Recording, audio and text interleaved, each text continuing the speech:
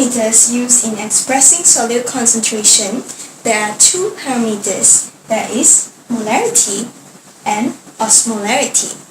So molarity is the number of molecules per liter of solution, while for osmolarity, it is the total number of particles per liter of solution. Sounds the same.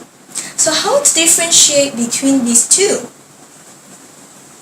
So some of the molecules, they dissociate in solution. For example, sodium chloride.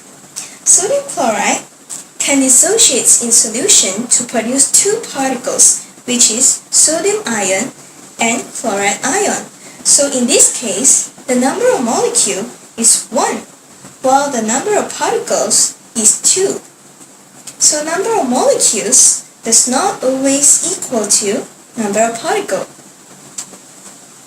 So for the unit used for both parameters, the unit used for molarity is mole per liter, or known as molar. The unit for osmolarity is osmol per liter, also known as osmolar.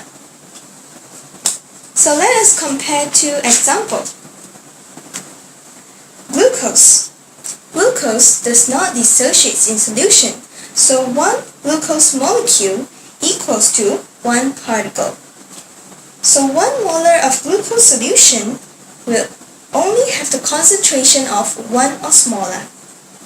While for sodium chloride molecule produces 2 particles. So 1 molar of sodium chloride solution will have the concentration of 2 osmolar. So let's have a small test. So what is the osmolarity for the solution containing 1 molar of sodium chloride plus 1 molar of glucose? So let's see. 1 molar of sodium chloride equals to 2 osmolar, while 1 molar of glucose equals to 1 osmolar. So total up, we have 3 osmolar.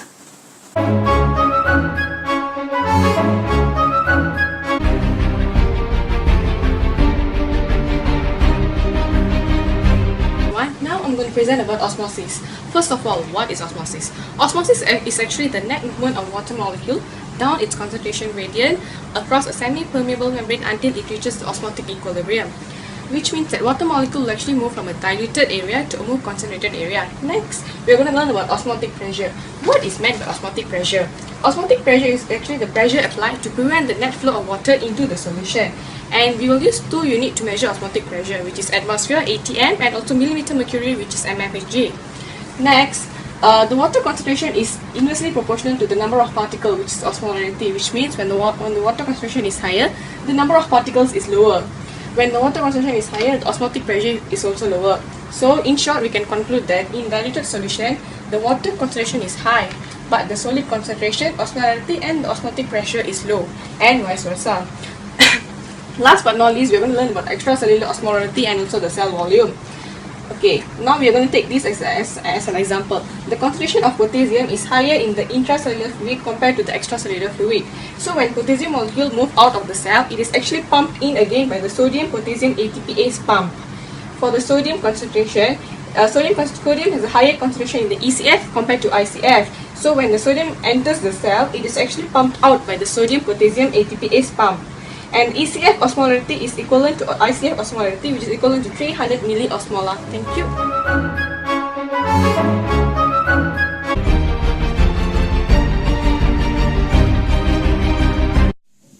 Tonicity and osmolarity.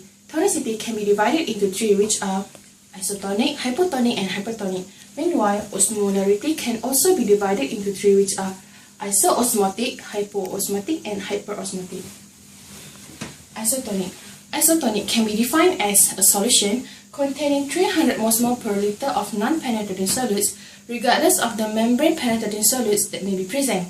If a cell is put in an isotonic solution, the cell will undergo no change. Next is hypotonic. Hypotonic can be defined as a solution containing less than 300 mol per liter of non-penetrating solutes, regardless of the membrane-penetrating solids that may be present. If a cell is put in a hypotonic solution, the cell will swell and undergo hemolysis. Then lastly, for tonicity is hypertonic. Hypertonic is a solution containing greater than 300 mol per liter of non-penetrating solids, regardless of the membrane-penetrating solids that may be present. If a cell is put in a hypertonic solution, for example, for 450 of mol of sodium chloride, the cell will shrink. For osmolarity, isoosmotic can be defined as a solution of 300 mol per liter of solids, regardless of the composition of non-penetrating and membrane-penetrating solids. Next is hyperosmotic. Hyperosmotic is a solution containing greater than 300 mol per liter of solids, regardless of the composition of membrane-penetrating and non-penetrating solids. Lastly, it is hypoosmotic. Hypoosmotic is a solution containing less than 300 mol per liter of solids, regardless of the composition of membrane-penetrating and non-penetrating solids. We use a few examples to clarify the basic concept behind tonicity and osmolarity. In example 1, we have 150 milliosmolar of sodium chloride as non-penetrating solute and 150 milliosmolar of urea as penetrating solute inside ECF. As for ICF, we have 300 milliosmolar of non-penetrating solute. ECF is isoosmotic to ICF. This is because the total osmolarity in ECF is 300 milliosmolar and is the same compared to ICF. ECF is hypotonic compared to ICF. This is because the concentration of non-penetrating solute inside ECF is lower than that of ICF. Therefore, water will move in by osmosis from ECF to ICF and causes an increase in cell volume. In example 2, we have 500 milliosmolar of sodium chloride and 100 milliosmolar of urea inside ECF. ECF is hyperosmotic to ICF. This is because the total osmolarity of ECF is 600 and is higher compared to ICF. ECF is hypertonic compared to ICF. This is because the concentration of non-penetrating solute is higher inside ECF. Water will move out from ICF to ECF and causes an decrease in cell volume. In example 3, we have 300 milliosmolar of urea inside ECF and 300 milliosmolar of sodium chloride inside ECF as well. We have 300 milliosmolar of non-penetrating solute inside ICF. ECF is hyperosmotic to ICF. This is because the total osmolarity inside ECF is 600 milliosmolar. ECF is isotonic compared to ICF. This is because the concentration of non-penetrating solute inside ECF and ICF is the same. So, the cell remains unchanged.